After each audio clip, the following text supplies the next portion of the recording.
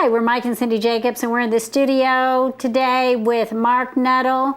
Marc Nuttle is the author of Moment of Truth. Thank you for joining us, Marc. Well, we are so glad you could be with us. Well, I'm just delighted to be here. Thank you. Yes, and Marc is a man that has been used around the world doing political consulting, and he is, I believe, one of the most respected voices with some solutions for the problems we have economically here in the United States today, and also on American exceptionalism. So Marc, we just welcome you. We want to talk a little bit on why is America exceptional? I mean, that's not just grandiose, is it? Why is that?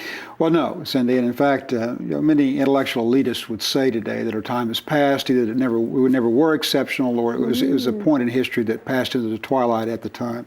And nothing could be further than the truth, because these exceptional principles of America are eternal for these reasons. One, we are the first country in the history of the world established under the concept and precept that God is sovereign over man and man is sovereign over government. Wow. That all of our rights come from God, and that we're therefore to govern ourselves, and no institution is to govern us as it sees fit. So no other constitution in the world that we know of has God at the top and man under God. Other than a biblical foundation in the Old Testament. Wow, yeah, that's pretty remarkable.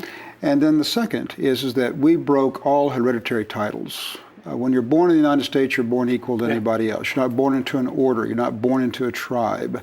You're not born into any station in life. Birth is not destiny in the United States. That's powerful. No caste system. And in fact, many of the problems today, even in some of the drug lord problems around the world, and organized crime, and in the Middle East, are still tribal and family in nature, in what system in which you're born. So, and the third is a little more subtle, that we take for granted in the United States.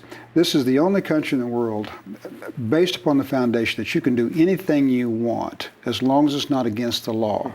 In most countries, you have to get permission from the government to go into business, or permission to do something, because the idea was that the king owned all resources, and therefore the bureaucrats had to make sure that was a proper use of the king's resources, whatever you wanted to do. It wasn't a matter of whether it was against the law or not. That'd be true in a socialist country too, isn't it? You have to go to the bureaucracy or the Politburo and convince them that what you want to do has merit, or they wouldn't let you do it. Well, in most places in the world you can't do it anyway, but because you're outside a tribal system, you don't even have a right to do it.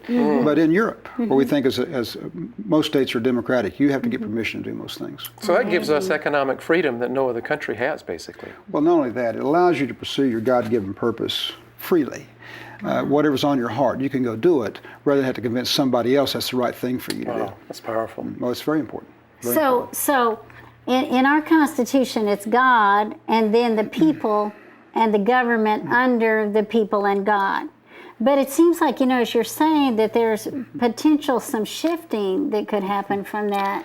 It's actually a Declaration of Independence and the organizing documents. The Constitution itself is a document to govern people, and actually has freedom of religion in it. And then we get into all these controversies. Does it say separation of church and state? Which it doesn't. But the founding principles were that God is sovereign over man and man is sovereign over government.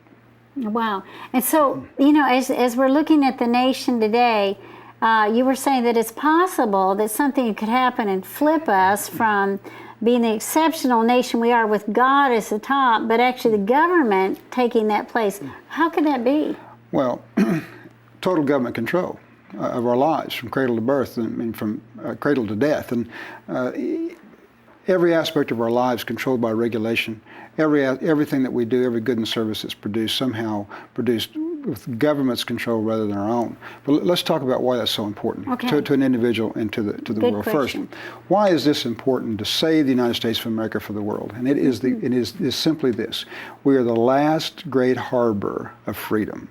Now think about if you were any country in the world today and you were being persecuted, and you wanted to get out, just save your family. Where would you go if the United States of America didn't exist? Where would the Pilgrims have gone in the 1600s if there hadn't been a United States? Well, there wasn't a United States, but some place to go. Well, there's no place to escape to now, is my point. But further, this concept of freedom, to do what you want, to do the right thing for yourself and your family, to do what you believe is in your own best interest for yourself and your family, is the principle of the United States of America. If that goes away, there's no other country in the world that can support it, that can provide for it, or maintain it. Ronald Reagan, in one of his early speeches, A Time for Choosing, said, "Never let us take one step toward 1,000 years of darkness." 1,000 years of darkness, or darkness being total government control of our lives from birth to death.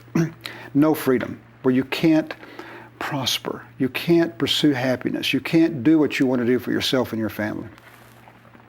And without the United States of America, there is no other country in the world that can maintain that right of freedom. We will go into a worldwide 1,000 years of darkness. Wow. Now, what does that mean for some examples of other countries that are pursuing this? Mm-hmm.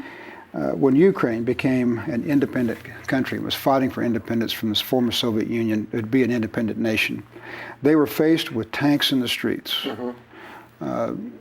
Mikhail Gorbachev was the premier at the time and had threatened them, and his quote was, "There's a price to pay for freedom." And the tanks were in the streets, and implying that he would pull the trigger and massacre hundreds of thousands of people if they continued on this course of independence and freedom.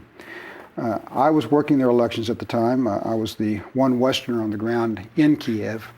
The colonel in charge of the defense of the city of Kiev came to me and said, asked me, did I think that the Gorbachev would actually go through with that threat like he did in Czechoslovakia in the 1950s? Mm.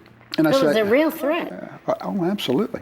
I mean, the guns were there. They were armed. I mean, it's just a matter of an order now. And to the United States' credit, they did, George Herbert Walker Bush did make the statement that if, in fact, Gorbachev pulled the trigger and massacred thousands of Ukrainians, that there would be a price to pay. In other words, stood with him toe-to-toe on this. I took that word back to the colonel, and his one question to me, with tears in his eyes, was, if we do this, if we go through this, whatever the threat is, will my children have the same opportunity that your children have? Wow. And I looked at him, and I realized how serious a question that was, and I said, maybe not in your lifetime, but in your grandchildren's lifetime. And he said, without even hesitating, then that's a worthy price to pay for my children's freedom. Now, without the United States of America, without that kind of support, they never had an opportunity to be free. Yeah. Another story is the Bulgarian elections for independence, a country that had not been under communist control as long as Ukraine. Some farmers were being threatened by milk and hay being withheld from their children and their cattle as an allotment to the small 40-hectare acre farms that they continued to support this movement of freedom. And wanted to be free, but were worried. And these elections were weeks away. How would they survive? Mm-hmm. So we went to the Communist Party and complained. I was working those elections at the time, and said, and challenged them on it. And they said, "Oh, we don't. We're not causing that." And I said, "You're telling me a local communist official isn't under your control? This is the head of the Communist Party." Mm-hmm. And he said no, and denied it. Obviously, he was lying to me. With the help of Western press from the United States of America, we were able to tell them, okay, you can do what you're going to do. We don't have the authority to stop you, but I promise you will be on the front page of every newspaper in the Western world. You personally will be held accountable for this.